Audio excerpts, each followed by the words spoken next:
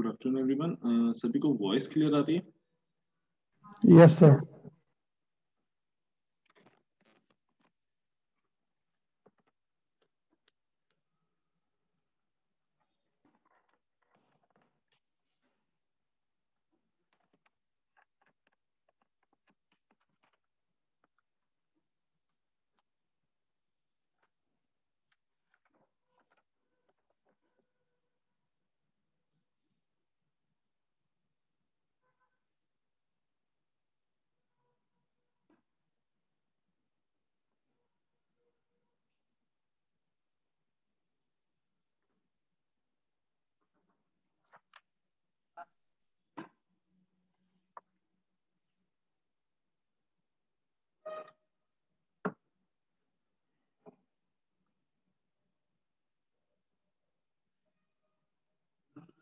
जी।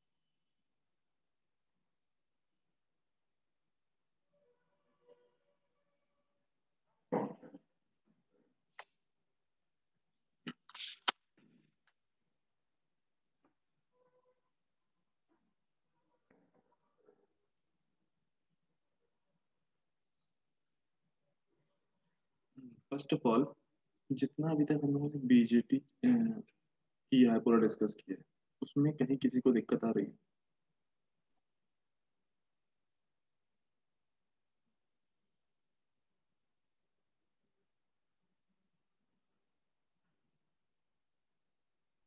Okay. तो आज जो हमें डिस्कस करना था वो है इबर्स मोल मॉडल। ठीक है, अभी तक तुमने नॉर्मली बीजेटी देखा। ठीक है, बीजेटी किस तरह से काम करता है, एक्टिव मोड में उसमें करंट किस तरह से फ्लो होती है, तुमने ये देखा। हमने एक करंट आईसी की बात की। आईसी तुम्हारी क्या थी? Minus alpha I E plus I C U. ठीक है, फर्स्ट थिंग तो ये याद रखेंगे कि ये जो आईसी करंट की जो इक्वेशन हमने लिखी है, IC is equal to alpha I E plus I C U, ये बेसिकली तुम्हारी जो करंट है, ये तब वैलिड है जब तुम्हारा बीजेटी एक्टिव मोड में काम कर रहा हो। तो तुम्हारा बीजेटी एक्टिव मोड में काम कर रहा हो, केवल तभी ये करंट वैलिड है। ठीक है, इन केस हम ये कहें कि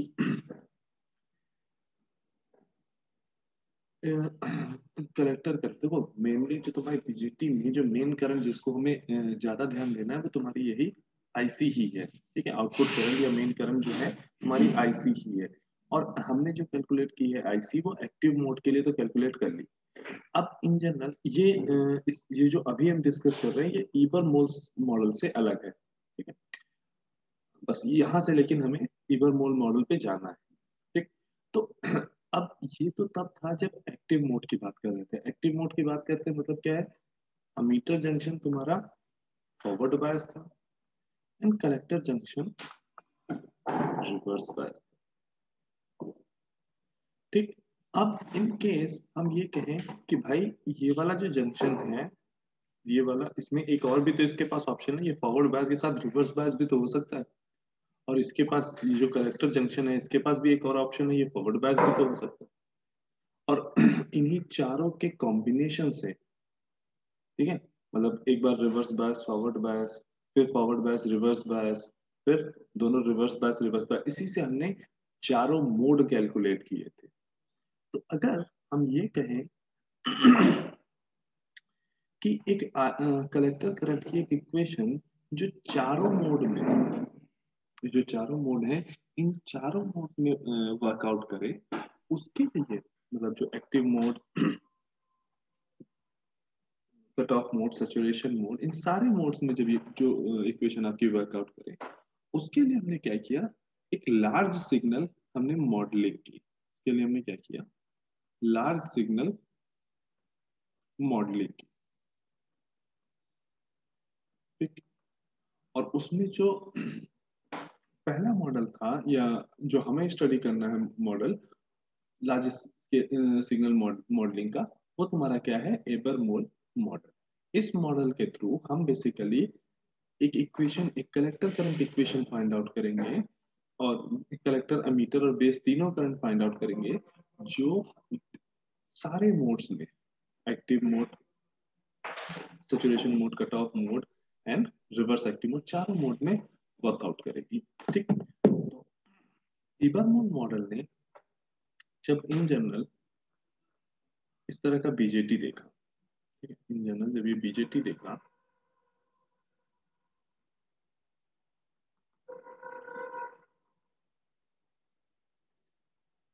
जैसे ये पी एंड पी, तो उनका सबसे पहले उन्होंने क्या कहा कि ऐसा करो, इसको दो डायोड से रिप्लेस कर दो, एक बीजेटी को दो डायोड से रिप्लेस कर दो, बैक टू बैक दो डायोड लगे हैं, ऐसा कुछ से रिप्लेस कर दो, मीनिंग ये पी एन,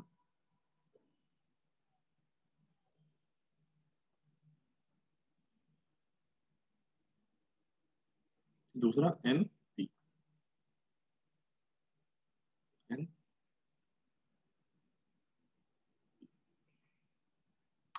ये पी एन एन, और ये यहां से, तो ये अमीटर, ये कलेक्टर, ये बेस। उन्होंने ये बात तो बोल दी, लेकिन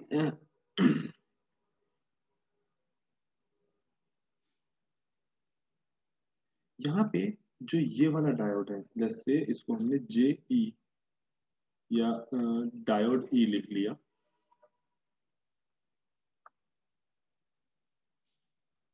और यहाँ पे इसको हमने डायोड सी लिख लिया।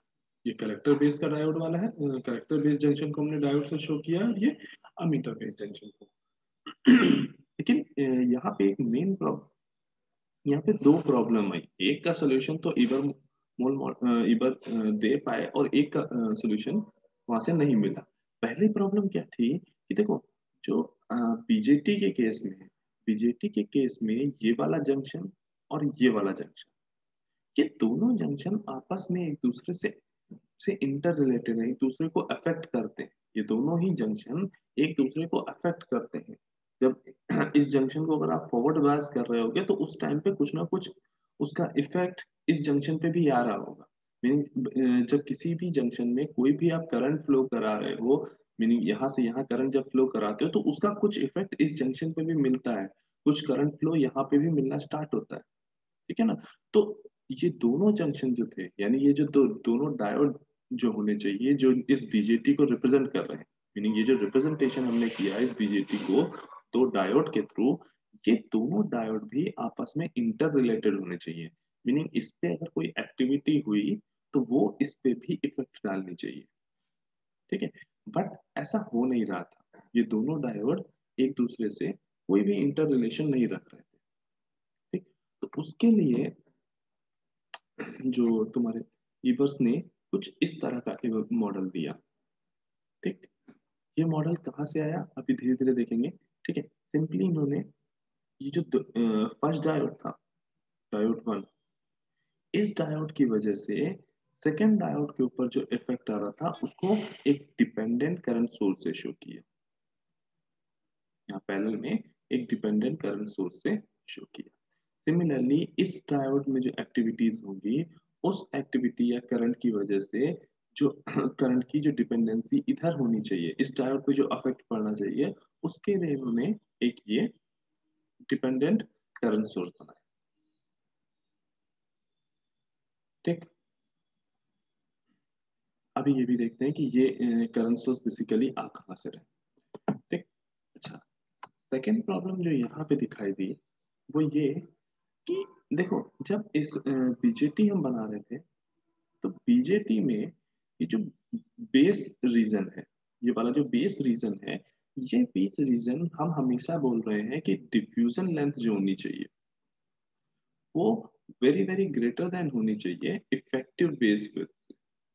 जब भी हम बात करते हैं इस बीजेटी की, तो बीजेटी की बात करते टाइम पे हम जो इफेक्टिव बेस विड्थ है वो हमेशा कहते हैं कि diffusion length effective base width से ज्यादा होनी चाहिए। उससे क्या होगा, रिकम्बिनेशन कम से कम होगी। और ये रिलेशन जैसे जैसे वॉयलेट होता जाएगा, मीनिंग एलपी अगर इसके बराबर हो गई या डिफ्यूजन लेंथ लेस देन हो गई विद इफेक्टिव इफेक्टिव विड्थ के, तो ये ये क्या करेगा, रिकम्बिनेशन को इंक्रीज करेगा। ये बेसिकली क्या कर रहा होगा, रिकम्बिनेशन करंट को इंक्रीज कर रहा होगा, मीनिंग बेस रीजन में जो वो करंट आईबी जनरेट हो रही है उसको और ज्यादा बढ़ाता जा रहा होगा। मीनिंग लेट्स से इस कंडीशन को जब देखेंगे तो यहाँ पे हमने कहा 100 होल्स थे, उसमें से 2 होल यहाँ बेस में चले गए और 98 होल्स इधर चले गए। ये तब की कंडीशन थी जब ये वाली बात हो रही थी, जब तुम्हारी डिफ्यूजन लेंथ काफी हायर थी इफेक्टिव बेस विड्थ से। ठीक है, तो यहाँ पे कम से कम रिकम्बिनेशन हुआ, केवल 2 होल्स रिकम्बाइन हुए। बट एक ये वाली कंडीशन आई, अब इसमें फिर अगेन हमने 100 होल्स इधर से इधर भेजे थे। अब क्या हुआ, यहाँ पे 10 होल्स रिकम्बाइन हो गए और 90 होल इधर रीच किए। ठीक, नेक्स्ट और एक हमने केस क्या किया कि हाँ भाई जो डिफ्यूजन लेंथ है वेरी वेरी लेस देन है इफेक्टिव बेस विड्थ से। अब क्या होगा, हमने भेजे 100 होल्स इधर, अप्रोक्स 50 होल्स रिकम्बाइन हो गए, केवल 50 होल यहाँ पे पहुंचे।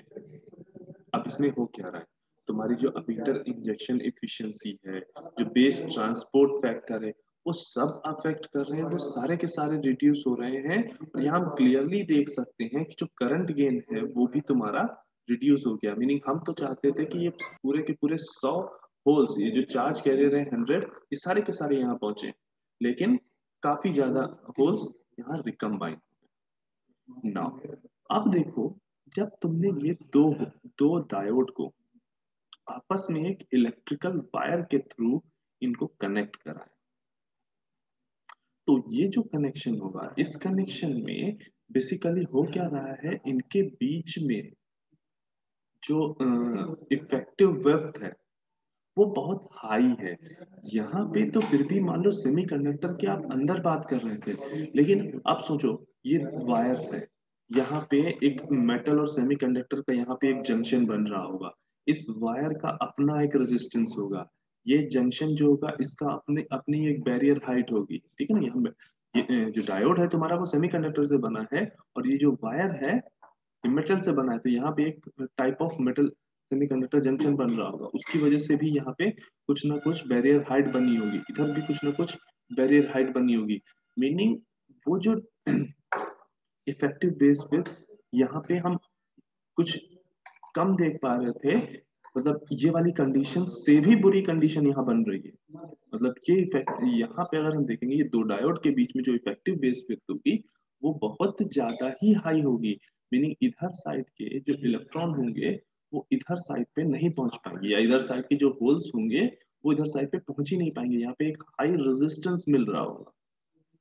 ठीक है, ये एक बड़ी प्रॉब्लम थी कि अगर आप इस तरह से इलेक्ट्रिकल वायर के थ्रू आप दो डायोड को सोचे जोड़ लें, और तो तुम्हारा क्या हो रहा था कि ये जो डिफ्यूजन लेंथ है वो वेरी वेरी लेस देन हो जा रही थी इफेक्टिव बेस विड्थ की। मीनिंग जो इफेक्टिव बेस विड्थ है वो बहुत ज्यादा हाई हो जा रही थी। ठीक, इसका कोई सोल्यूशन इबर मोल मॉडल में नहीं मिला। ठीक, इन जनरल हमारे पास जो इबर मोल मॉडल है वो कुछ इस तरीके से।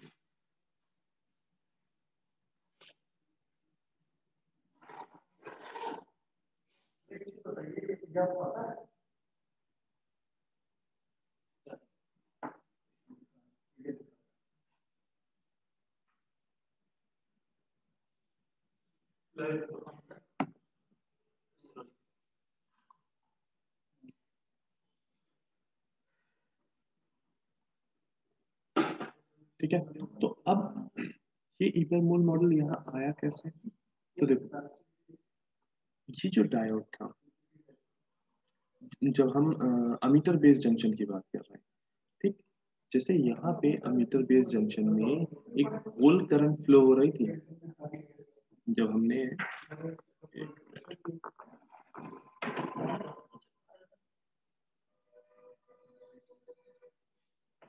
सिंपली इस इक्वेशन को देखो, ठीक, ये क्या है, आईसी यहाँ पे फ्लो हो रही है, लेट्स से इस डायरेक्शन में, ठीक, आईई इस डायरेक्शन में फ्लो हो रही है।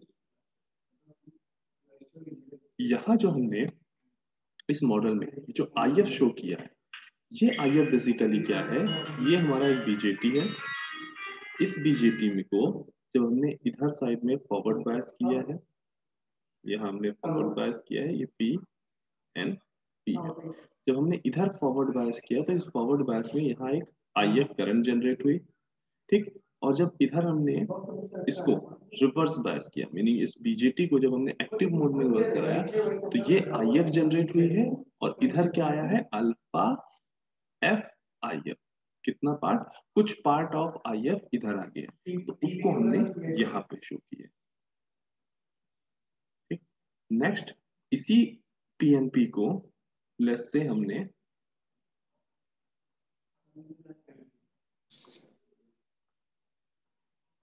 इसकी पीएनपी को इधर हमने अमीटर बेस जंक्शन में हमने उसको रिवर्स बायस कर दिया, इधर नेगेटिव और ये पॉजिटिव, और कलेक्टर बेस साइड को हमने फॉरवर्ड बायस कर दिया, इधर पॉजिटिव इधर negative.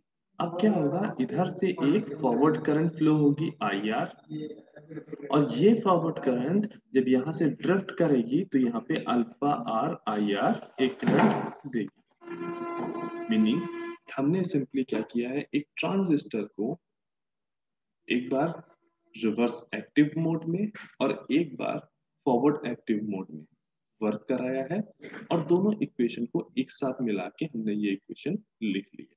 Meaning I F is equal to, जब हम फॉरवर्ड एक्टिव की बात करेंगे तो जो करंट फ्लो हो रही होगी वो क्या होगी, I F plus alpha F I F.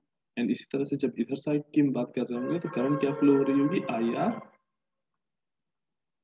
और अल्फा आर आई आर, ठीक है, प्लस नहीं है, ठीक है।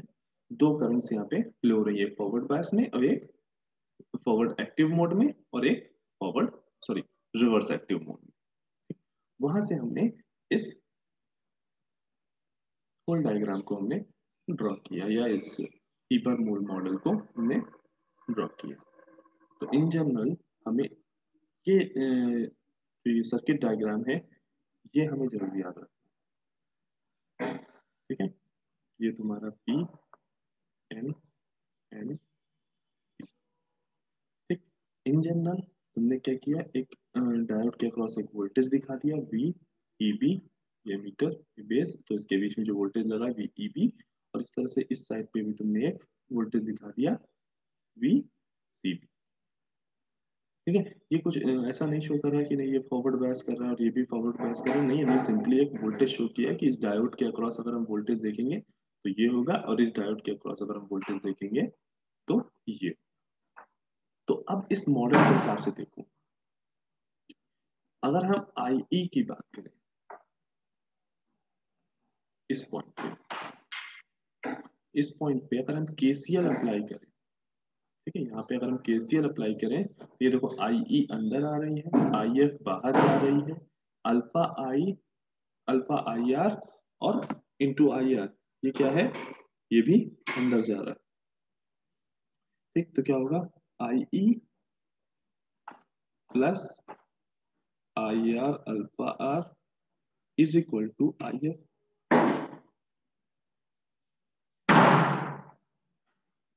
यहां से अगर हम आई ई निकालें,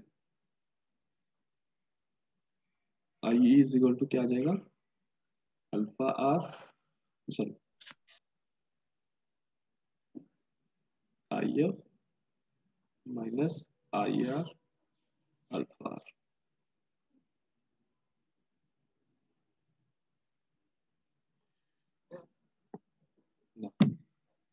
अब थोड़ा सा ध्यान से देखना, ये जो आई एफ करंट है, आई एफ करंट बेसिकली क्या है, डायोड करंट, इस डायोड में जो करंट फ्लो हो रही है ये वो करंट आई एफ, और ये उस डायोड के अक्रॉस जो वोल्टेज है वो क्या है, वी ई बी। हमें पता है कि डायोड के अक्रॉस जो करंट है, अगर हमें उसके अक्रॉस का वोल्टेज पता हो तो इस वोल्टेज और करंट के बीच में एक रिलेशन हमें पता है, यानी करंट की इक्वेशन हमें डायोड के केस में पता है। वो क्या होती है, रिवर्स सैचुरेशन करंट ब्रैकेट में e to the power diode के across voltage VEB upon VT minus 1। ये डायोड की इक्वेशन हमने देखी है, I is equal to I naught e to the power VD upon VT minus 1। ये equation हम already देख चुके हैं जब हमने पीएन जंक्शन पढ़ा, और वही सिंपल हमने फॉर्मूला लगाया। यहाँ पे आई ई नॉट क्या है, अमीटर जंक्शन में जो रिवर्स सैचुरेशन करंट फ्लो हो रही है, यहाँ पे आई ई नॉट क्या है, reverse saturation current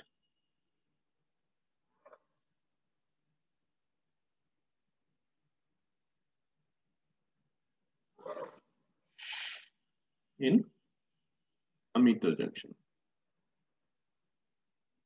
in ammeter junction. At the same time ये जो आई आर है ये क्या है, इस डायोड में फ्लो होने वाली करंट, ये जो आई आर है ये क्या है, इस डायोड में फ्लो होने वाली करंट। तो इसको क्या लिख सकते हो, minus alpha R into, collector junction है तो इसको हम सिंपली आई सी ओ लिख रहे हैं, E to the power VCB upon VT minus 1। यहाँ पे ICO क्या है, reverse saturation current of collector junction. इस इक्वेशन में किसी को कोई दिक्कत,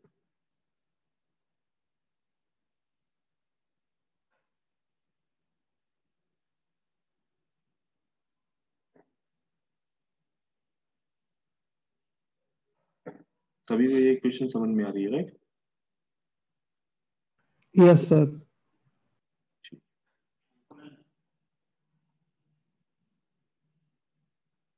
हमने IE क्या फाइंड आउट किया है, IE naught e to the power VEB upon VT minus 1 minus alpha are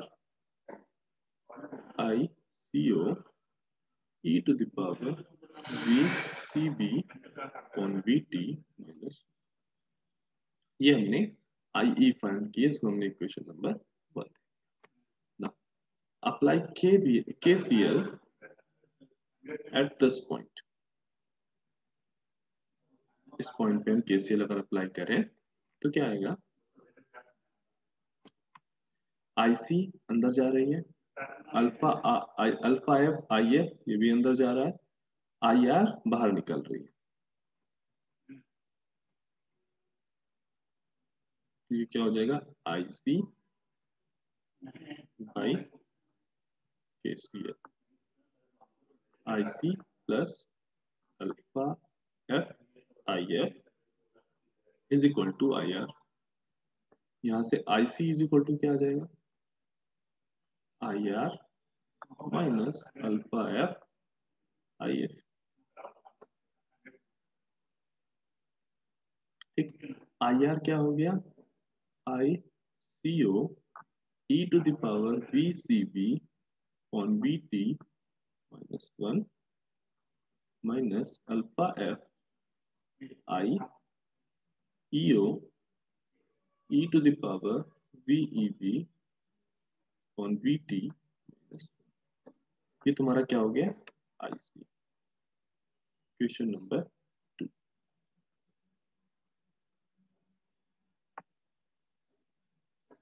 ठीक,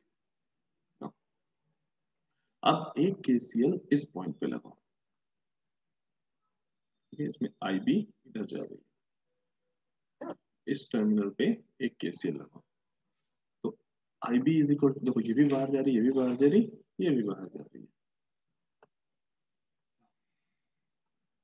IB plus alpha R IR plus alpha F I F is equal to 0, यहाँ से I B is equal to क्या आ गया, alpha R I R plus alpha F I F, there is whole में negative sign.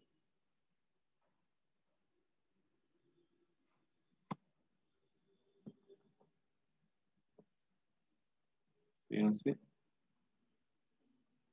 I B is equal to क्या आ गया, alpha R I C O e to the power VCB on VT minus 1 plus alpha F I EO e to the power VEB on VT minus 1.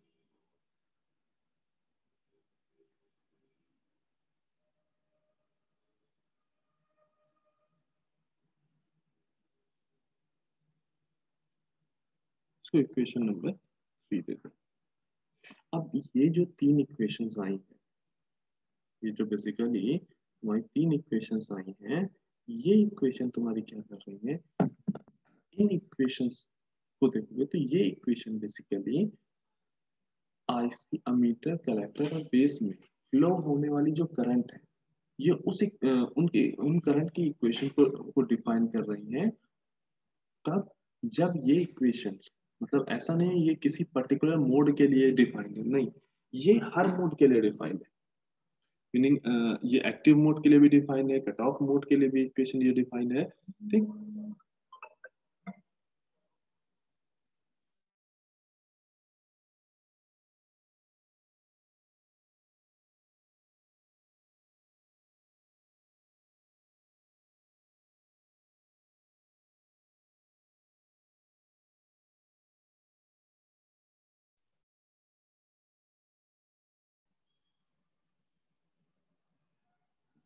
तो ये जो तीनों equation है, ये तुम्हारी बीजेटी करंट की वो इक्वेशंस हैं जिसमें तुम्हें सारे मोड दिखाई दे रहे हैं। मीनिंग यहाँ पे ये जो टोटल आई की इक्वेशन आई है, ये टोटल इक्वेशन तुम एक्टिव मोड में भी यूज कर सकते हो, सैचुरेशन मोड में भी यूज कर सकते हो, कट ऑफ मोड में भी यूज कर सकते हो, और लास्टली रिवर्स एक्टिव मोड में भी यूज कर सकते हो।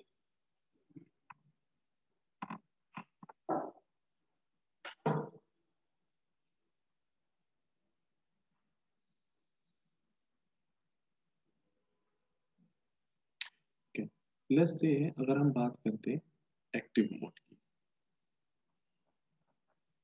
ठीक है, हम बस ये चेक करने की कोशिश कर रहे हैं कि भाई इबरमोल ने जो ये इक्वेशन या मॉडल जो हमें दिया है, ये इक्वेशन और मॉडल क्या वाकई यूजफुल है, ठीक है। तो जब हम एक्टिव मोड में बात कर रहे हैं, तो एक्टिव मोड में हमें पता है जो हमारा अमीटर जंक्शन है वो तुम्हारा क्या होगा, फॉरवर्ड बायस होगा, और जो कलेक्टर जंक्शन है वो तुम्हारा रिवर्स बायस होगा, ठीक। अब आईसी की इक्वेशन देखो, आईसी इज इक्वल टू हमने अभी क्या फाइंड आउट किया है, ये वाली equation, IC is equal to हमने फाइंड आउट किया है ICU e to the power VCB on VT minus 1 plus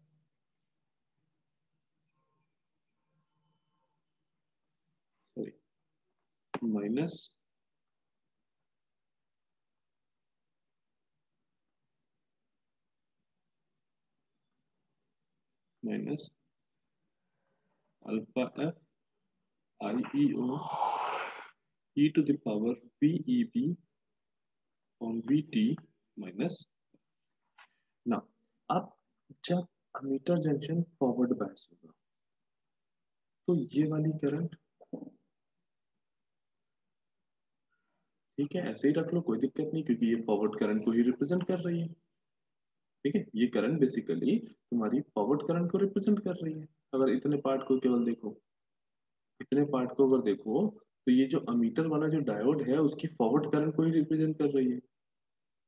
लेकिन जब रिवर्स बायस की बात करते हो तो रिवर्स बायस में जो करंट होती है, ठीक है, या तो इसको माइनस वीसी भी कर दो।